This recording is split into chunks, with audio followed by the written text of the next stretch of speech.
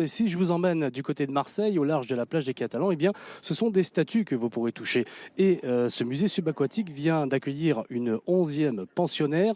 C'est une pieuvre gigantesque qui est l'œuvre de Florian Lizowski. Sophie Carias est en sa compagnie. Bonjour Eric, il y a quelques minutes encore, il y avait beaucoup d'émotions ici. Et juste à côté, je retrouve Florian Lizowski. Bonjour. Bonjour Sophie. Alors, cette statue plongée avec qui vous avez coupé le cordon?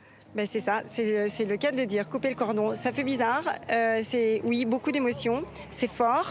Ça va atteindre le but que je m'étais donné, c'est-à-dire donner du sens à mon art et donner du sens à créer cet récif artificiel qui rentre au musée subaquatique de Marseille.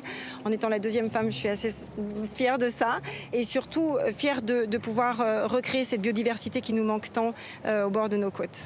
Alors, votre statue, on le rappelle, c'est un octocérébrum, un hybride entre une pieuvre et un cerveau humain. Exactement, c'est ça, oui. C'est l'étude, en fait, pourquoi? Parce que la pieuvre est un animal extrêmement intelligent et donc je l'ai associé au cerveau humain parce que les scientifiques le font aussi et je me suis dit que c'était l'occasion d'avoir une hybridation, une mutation entre deux espèces qui était particulièrement originale.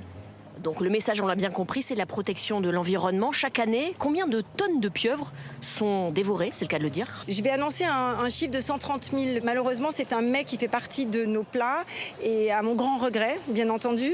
Donc pensez quand vous allez manger cette pieuvre qu'elle est aussi presque intelligente que vous et du coup peut-être que ça vous fera réfléchir.